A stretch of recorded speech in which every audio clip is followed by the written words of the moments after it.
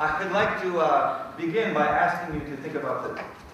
To think about your ideal learning environment. So actually, I'm going to ask you to close your eyes. Go ahead, close your eyes. I'm not going to steal your wallet. And think about this question. Think about your ideal learning environment. If you could, what would it look like? Especially, how would it feel? What are some of the words that you would use to describe how this environment looks? And now I'd like you to stand up, if you would. You can open your eyes and stand up. Go ahead. You can exercise a little bit. And share some of your associations with the people around you. So this is a good chance. If you haven't introduced yourself yet, please introduce yourself. I'll give you 30 seconds. And share your answers. What is your ideal learning environment? What are some of the words you would use to describe it? Okay, begin. 30 seconds.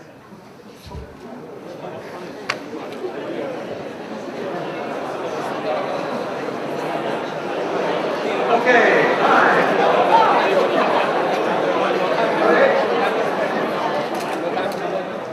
All right, now you can keep standing, because it's not for the whole presentation, but please keep standing. I have another question.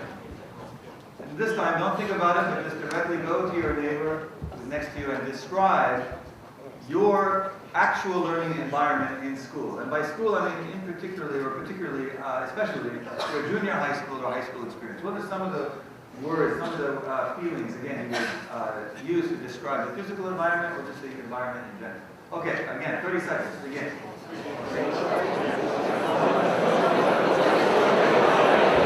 Okay, good. All right. So what did you notice? You may sit down now. Thank you. You might feel a little better too, right? You have to talk to people. Now, I did the same experiment with several of my classes over several semesters, including this one just a few days ago with my students at Kansai Gaidai. And these are some of the answers that they came up with, and maybe they were similar to some of the ones you had. For the ideal learning environment, they said many different things, such as peacefulness, active. Here's just words that they came up with. Mainly positive things. I love some of these. Small groups, laughing, curiosity, smile, kind teacher, no teacher. Motivated, authentic, dream, experience. Right? Mistakes are okay. And these were my Japanese students who came up with these. Variety, all sorts of different things. Maybe you had some of these. But is this similar to the actual education experience or the school experience that people have? Well, what do you think some of their answers were? What were some of your answers? Go ahead, shout out. Sterile. Boring. Boring. Hot.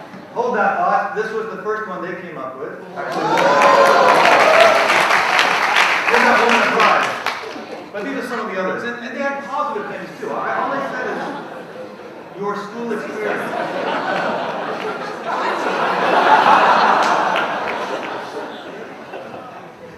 Right? This one said, right, why do I have to study this? Silence. Right?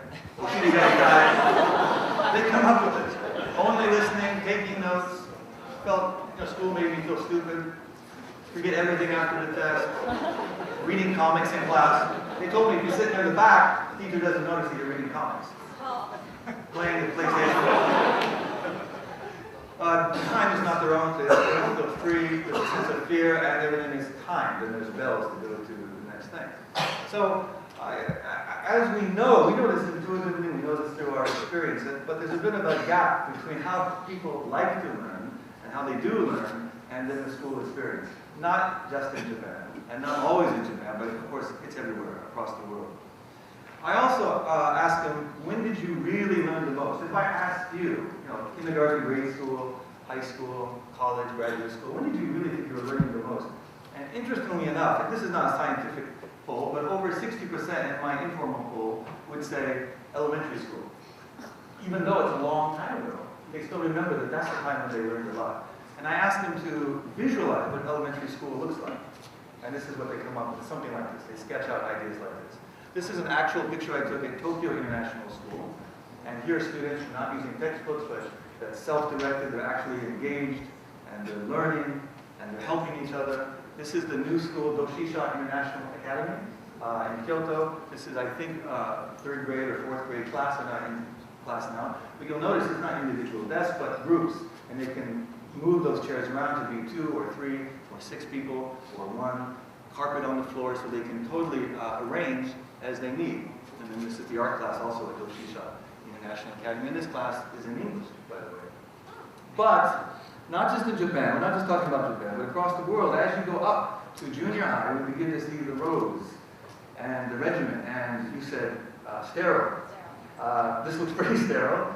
It's pretty orderly.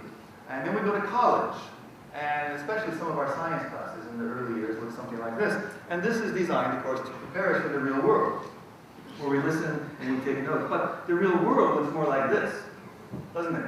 Collaboration, discussing, which reminds everyone more of grade school, not sitting in a lecture. It's kind of what we're doing now, but a little bit different. So when you see this, how do you feel? Do you want to sit here and take notes? How many people have read the book Brain Rules by Dr. John Medina? So I highly recommend it. It's in Japanese as well. As he says, there's no greater anti-brain environment than the classroom. And he says even worse things about the lecture hall. Now when I see a picture like that, you laugh. You laugh because you made the connection intuitively. You know, if I just showed you a picture of chickens, you're not going to laugh, although they are a funny animal. But you saw the connection between the lecture hall and a group of chickens. Because it's almost like we're asking the students to wait for that little bit of food in terms of information that we give them. And then we hope that midterm they will produce a knowledge aid or something. But it's very, very passive. And I'm not sure how many of you are familiar with this book by Donald Blythe. It came out 40 years ago with lots of evidence, especially evidence based on the classes in the science curriculum, that said this method is not effective at all. About the only thing it's good at is information transfer, but it's not better than other forms of information transfer. And it's really terrible at teaching understanding and changing behaviors and so on. And yet, this is still very common, especially in the larger universities, and especially still here in Japan. So you may not know, but the word lecture, to lecture, is actually from reading, because in the old days, of course, we didn't have the internet, and we didn't even have a lot of books. I mean, even when Gutenberg invented the printing press, it took hundreds of years after that, before we had books everywhere. So you would come and someone would read a book. That was a long time ago. And still, even young people often at a conference will read a paper, right? Hiding behind notes, a computer, and a lectern with students in front of tables taking notes.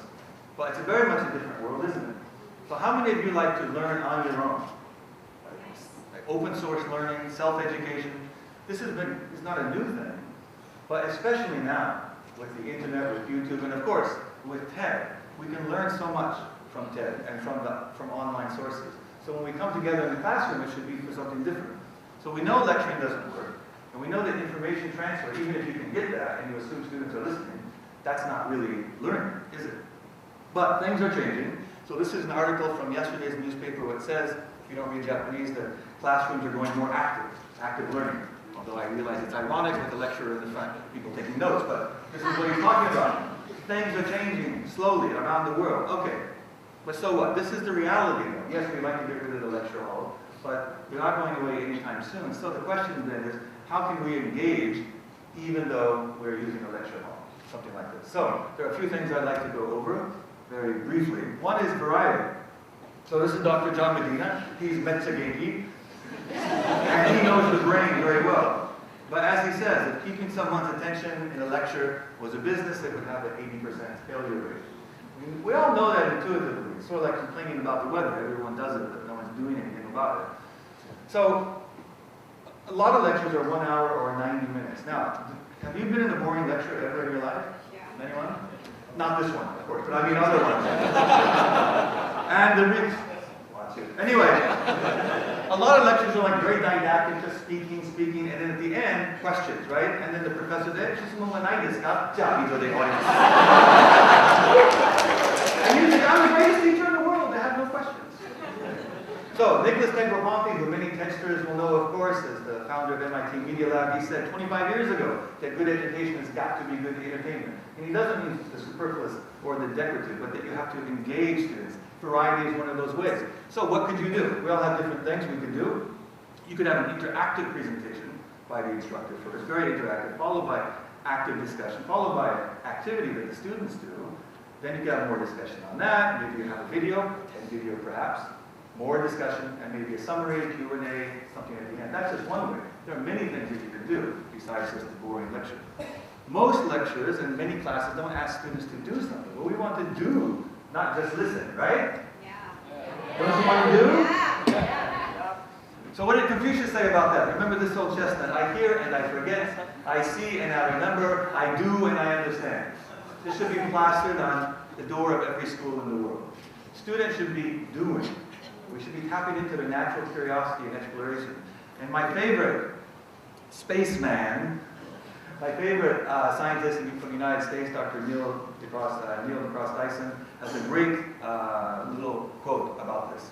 So kids are born curious. They're always exploring. We spend the first year of their lives teaching them how to walk and talk. And the rest of their lives tell them to shut up and sit down. Yeah, don't get them started. But it's true, isn't it? So why not this idea of having students teach? How many of you are teachers? Just curious. Teachers, lecturers, professors, some of you. How many of you have your students actually do a lot of teaching each other, right? It's a brilliant way to actually go about it. And as Eric Mazur founded the idea of peer instruction, and he found out that nothing clarifies an idea better than explaining it to others. And we know this. We know this from experience. So these are some snaps from my afternoon classes at Kansai Gaidai with my foreign students. This is a business class, but they're actually doing total quality management rather than just listening to me talk about it. And they can have fun. This is role-playing. These two students from Germany were very happy to play the roles, no problem. There's a student from France explaining Hofstede's dimensions, but using paper and a cube, not PowerPoint. They could have used PowerPoint, but they decided, no, we're not going to do that. Students here singing a song about labor management issues that they wrote. They didn't have to do that. That's something they did. So they did lots of different things in class. Right? So, as Mazur says, you can forget facts, but you cannot forget understanding. And there are many different ways to have students come to actually understand. Now, moving is very important too. I tried to have you move a little bit, but we don't do enough for that. But you can do it even in a lecture hall. I was lecturing, or not lecturing, I was speaking at Oxford, and someone took this picture, and then a little bit later, they're not leaving, they're actually engaging, they're doing something. So we have to move, and they're very open to doing this kind of thing. Here at Kansai Gaidai, you can see students up and moving. You can do that in a lecture hall. But what about multimedia? How many of you have ever used multimedia in class as a student, as a teacher? And when you think of multimedia, you might think of PowerPoint. Or Prezi, which is much better. Sorry. Now, speaking about PowerPoint, going back to John Medina, he says we should toss our PowerPoint, and the reason is it looks like this, and this leads to this. You think I'm kidding, but this is an actual picture I took. I won't say who it is, very famous politician there. This was a very important presentation, 2 hours. After 10 minutes, I took this picture, sleeping. It's very, very normal. And people say, why did you have to be asleep on the trains? Now you know. PowerPoint.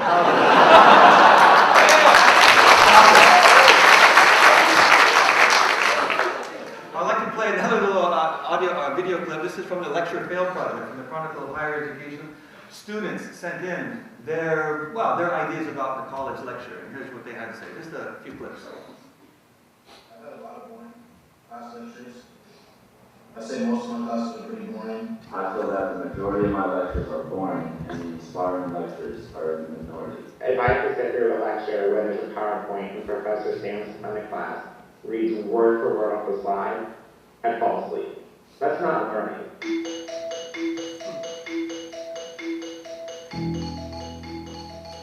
Learning is more than the professor reading notes. I mean, if that's all they were doing, then why don't we just print it out?